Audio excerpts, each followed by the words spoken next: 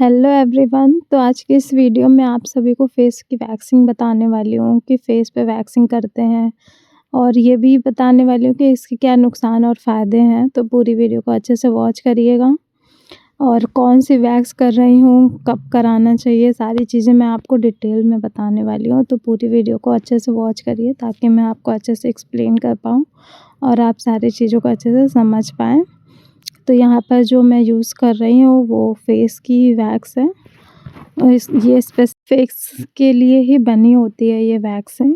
तो देखते हैं कि किस तरीके से करना है इस वैक्स को एंड एक-एक चीज़ें जानते हैं कि कब करना चाहिए, क्यों करना चाहिए, किस तरीके से करना चाहिए।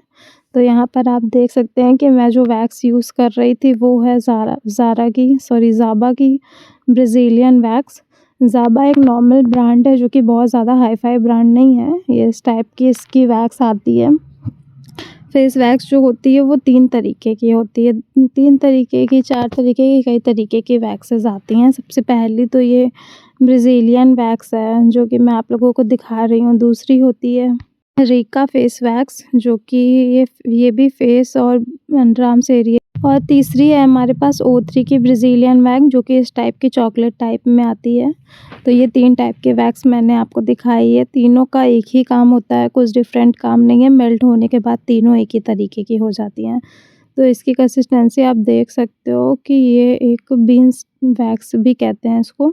ये बीन्स के साइज़ में आती है। ये छोटे-छोटे से इसके होते हैं पार्टिकल्स और मेल्ट कर दो तो ये नॉर्मल वैसे ही हो जाती है। तो मैंने जितने भी वैक्स आपको दिखाई है वो तीनों मेल्ट होके इसी तरीके से हो जाती हैं और करने का तरीका सबका सेम ही होता है। बस क्वालिटी और क्वांटिटी का डिफ़रेंस हो जाता है चीज़ों में और करने का तरीका सबका सेम रहेगा। तो चलिए जानते हैं कि किस तरीके से करना है। इसे सबसे पहले तो हेड बेल्ट लगा के फेस को अच्छे से क्लीन कर लेना है ताकि कहीं भी फेस पे क्रीम वगैरह ना रह जाए। तो अगर क्लाइंट से हमसे पूछ लेना है कि आपने क्या क्रीम वगैरह तो नहीं लगाई हुई है फेस पे, और अगर नहीं लगाई है या लगाई भी है तो हम अपनी तरफ से एक बार पहले फेस को अच्छे से क्लीन करके उसके बाद ही वैक्सिंग को स्टार्ट करते हैं। तो यहाँ पे मैंने अच्छे से फेस को क्लीन कर लिया है। अब हम लोग करने वाले हैं वैक्सिंग। वैक्स भी हमारी एक तरीके से मेल्ट हो चुकी है। अब सबसे पहले अच्छे से लगाएंगे पाउडर। पाउडर इसलिए लगाया जाता है ताकि स्किन में ड्राइनेस आ जाए और पाउडर जो होता है वो मॉइस्चर को खींच लेता है। तो वैक्स जो होती है वो हमारे अच्छे से स्टिक हो जाती है। तो यहाँ पर वैक्स गरम हो गई है तो अच्छे से फूँक करके लगाएंगे क्योंकि फेस का एरिया होता है तो बहुत ध्यान से लगाना होता है। तो इस तरीके एक नॉर्मल पैचेस हम लोग क्रिएट करेंगे फेस पर। एक नॉर्मल पैच ही निकालेंगे। अगर आप फ्रेशर हो तो आप इतना ही पैच रहने दो, इतने छोटे-छोटे पैच ही आप करो। और अगर आप पहले भी कर चुके हो तो आप थोड़ा बहुत और बढ़ा भी सकते हो पैच को। तो स्टार्टिंग में तो मैं यही सजेस्ट करूँगी तो कि आप छोटे-छोटे पैचेस में वैक्सिंग कीजिए। क्योंकि फेस का मामला होता है, बहुत सारा फेस पे वैक्स लगाने के बाद एक साथ नहीं करनी चाहिए। और जो लोग कहते हैं कि फेस वैक्स करने से स्किन लूज़ हो जाती है, स्किन निकल जाती है, वो सब करने का तरीका गलत होता है, इसकी वजह से होती है। अगर आप अच्छी जगह से, एक प्रोफ़ेशनल जगह से कराओगे तो कोई भी प्रॉब्लम नहीं होती है स्किन पे और बहुत ईज़िली और बहुत अच्छे से हो जाती है। तो लास्ट रिज़ल्ट आप लोग ज़रूर देखिएगा कि फेस कितना अच्छे से जो है वो क्लीन हो जाता है, कितने अच्छे से फेस पे जो है वो शाइन आ जाती है वैक्सिंग के बाद। तो यहाँ पर एक पैच हो चुका है, तो इसी तरीके से हम लोग पूरे फेस पे करेंगे। थोड़ी-थोड़ी चीज़ें डिफ़रेंस होती हैं, तो इसलिए पूरी वीडियो को वॉच करिएगा कि किस तरीके से वैक्सिंग करी गई है और वैक्सिंग कब-कब करवानी चाहिए। तो वैक्सिंग जो होता है वो 1 से डेढ़ महीने में करवाना चाहिए। बहुत जल्दी-जल्दी नहीं कराना चाहिए क्योंकि हेयर ग्रोथ भी इतनी जल्दी नहीं आती है। यूजुअली जो है फेस पे हेयर जो होते हैं वो 10 दिन के बाद ही धीरे-धीरे थोड़े-थोड़े आने लगते हैं।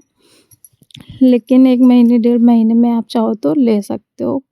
1 महीने के डिफ़रेंस पे ही हमेशा कराना चाहिए।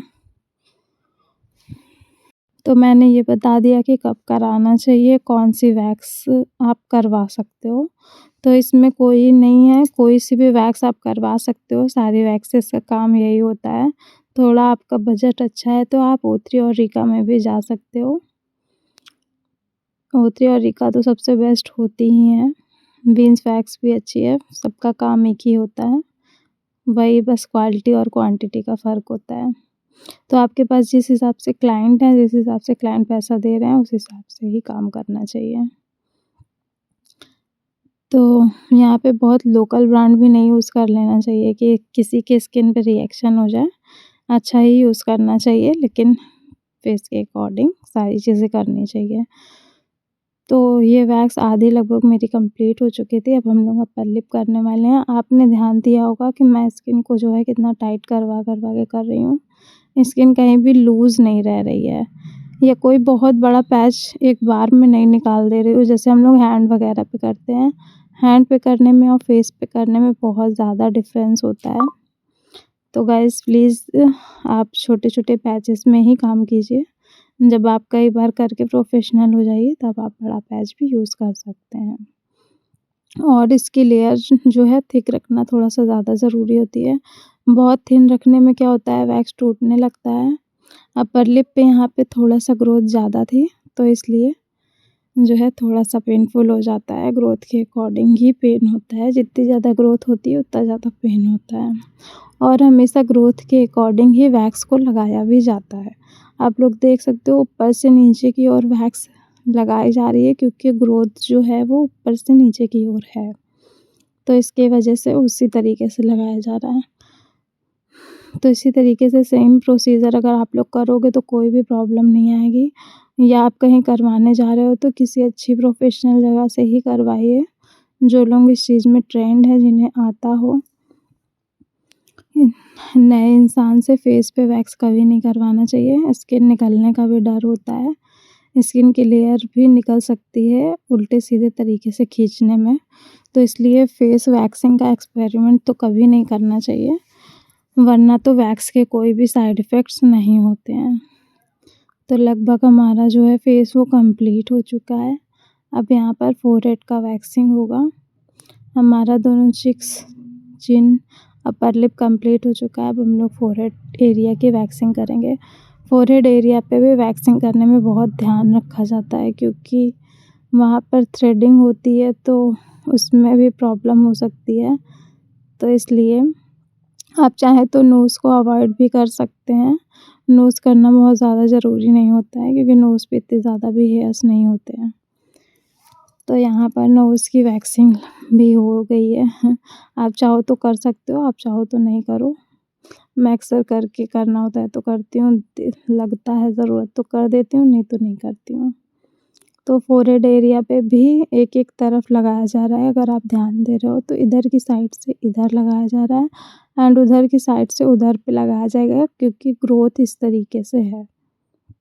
तो इस चीज़ का भी आप साथ ही साथ ध्यान रखिएगा, किसी भी तरफ लगा कर के नहीं पुल करना है, और थ्रेडिंग को अच्छे से बचाते हुए बहुत ध्यान से फोरहेड एरिया पे करना होता है। वैक्स को 1 बार से 2 बार मैंने कहीं भी रीअप्लाई नहीं किया है, क्योंकि जो बचे-कुचे हेयर्स मान लीजिए दिखते भी हैं, पहली चीज़ तो निकल गए हैं। अगर दिखते भी हैं तो उसको थ्रेड से रिमूव कर दिया जाएगा। और इनकी स्किन तो इस तरीके से थी कि वेलवेट टाइप के हेयर्स हैं इस स्किन पर। बहुत ज़्यादा बड़े हेयर्स तो नहीं हैं, लेकिन वेलवेट टाइप की स्किन है, जैसे छोटे-छोटे से रेसे टाइप्स थे।